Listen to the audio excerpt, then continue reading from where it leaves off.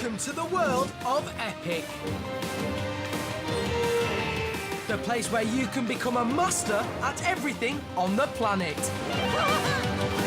No matter what it is, this program shows you how to do it. So, sit back, strap yourself in, and get ready to become epic at everything. Welcome to your total random fix of epicness. We've got an amazing lineup of experts, hotshots, and all-round dudes with the lowdown on how you can do what they can do.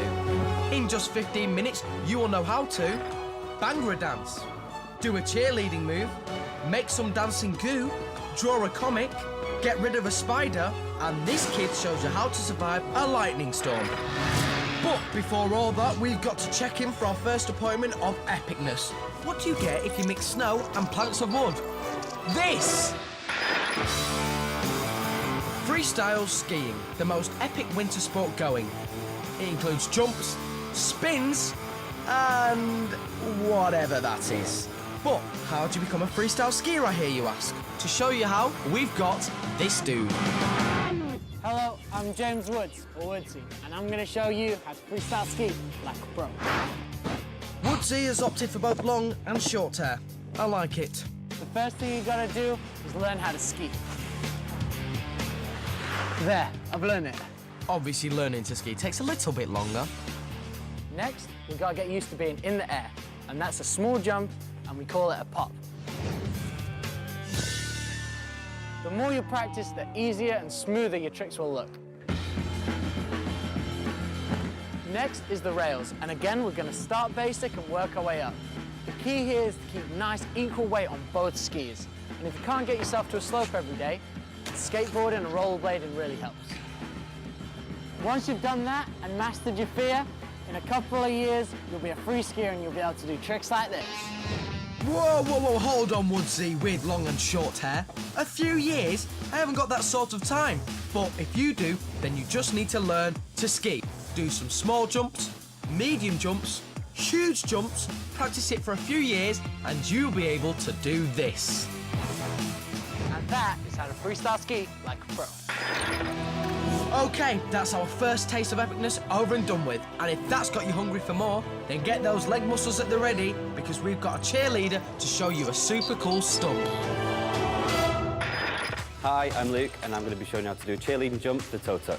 5, 6, 7, 8. 1, 2, 3, 4, 6, 7, 8, 1. Firstly, you're going to bend your knees and clasp your arms in front of you like this. Got it. Next, you're going to push your arms up. Yep. And straighten your knees. Okay. Finally, you're going to slice your arms down into a T, explode through your legs, jumping, landing on the balls of your feet. So, that's arms out, legs up, jump and land. Easy. Put those steps together and it should look something like this. 5, 6, 7, 8. 1, 2, 3, 4, 6, 7, 8, 1. And that's how to do a cheerleading toe touch. Cheers to you, Lukey, my mate, you wonderful cheerleader. Now for something totally different. If you have a pen and paper, then you can do this next epic little tip.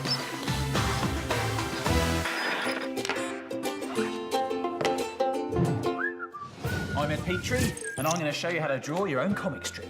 Why? Because I can. So the first thing you need to do if you're going to draw your own comic strip is have an idea about what the comic strip is going to be about. Nobody wants to read a comic about a man going to the shops. It would be rubbish. So I've come up with an idea for a guy called Gary Rotter. He's the world's worst wizard. Now I need a story. So I was thinking he's a rubbish wizard and he hasn't done his homework, so he gets turned into a frog. But finds out he quite likes being a frog because it means he can catch flies with his tongue. Now, the next thing to do is block it out. So don't worry too much about the drawing or anything. You just want to get the story down. I've worked out I need 5 panels for this. Panels? No, that's the squares that you draw the cartoon in. But it looks a bit weird when I draw it out on the page. It's not symmetrical. So I'm going to do a title panel as well. And I'll have 6 and it'll look nice and neat. So the next thing you're going to do is try and do a pretty good drawing in pencil. This may take you some time.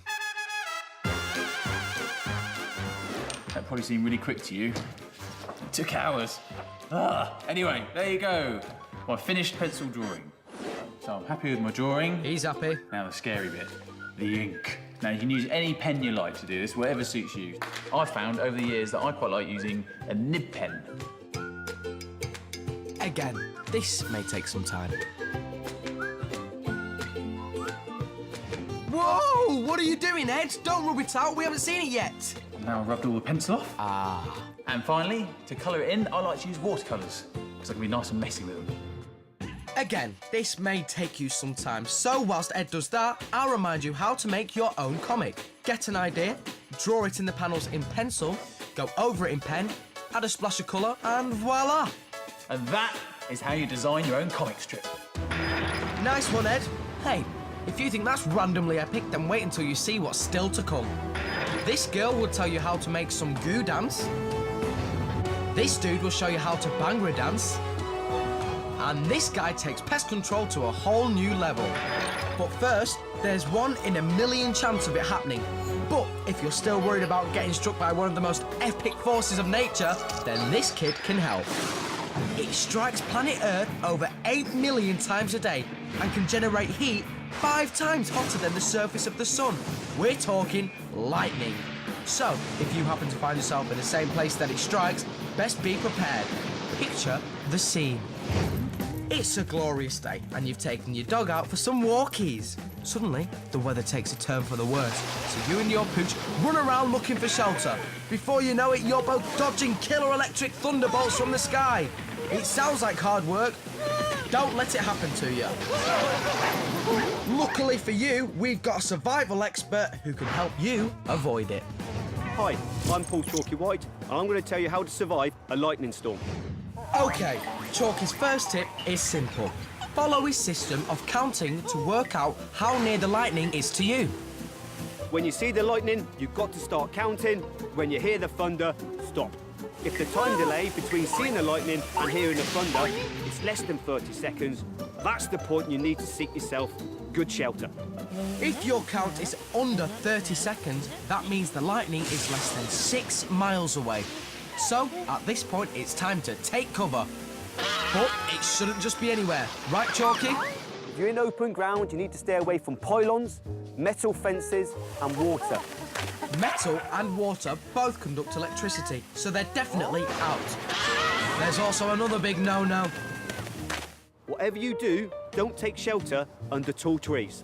The lightning will strike the tree and the sap is instantaneously vaporised so the tree can explode. An exploding tree? Definitely not a good place to be stood. So, where should we head when lightning strikes? The safest place to go is into a building. Once in the building, ensure the TV's turned off and stay away from the electrical sockets in that building. So, there you go. Head indoors and don't watch TV. That might sound a bit boring. Still, it's much better than being hit by lightning. And that's how you survive a lightning storm. Thanks for that, Chalky. I feel safer already. OK, let the journey of epicness continue. Do you like science, goo and dancing? I do. So does this girl. I'm very intrigued. Hi, I'm Fran Scott, and I'm going to show you how to make some super goo and a gooey dancing monster. Fran is a cool science demonstrator. And she knows it all when it comes to dancing goo. All you need is some corn flour, some water, and a speaker. I knew that. So take 1 big spoon of water and take about 1.5 spoons full of corn flour. OK, with you so far, science lady. And then just mix it all up. Now, there'll come a point where this substance starts acting rather strange, and it acts like a solid and a liquid. At this point, it's a non-Newtonian fluid. A non-Newtonian what? A non-Newtonian fluid is a substance that can act like a solid and a liquid, depending on what you do to it. With this one, it changes from being a liquid to a solid when we apply some force. So I should be able to get a nice handful of this goo, squash it together with force, but if I stop applying force, then it turns back into a liquid. Ugh. Ugh, that's pretty freaky, Fran. But didn't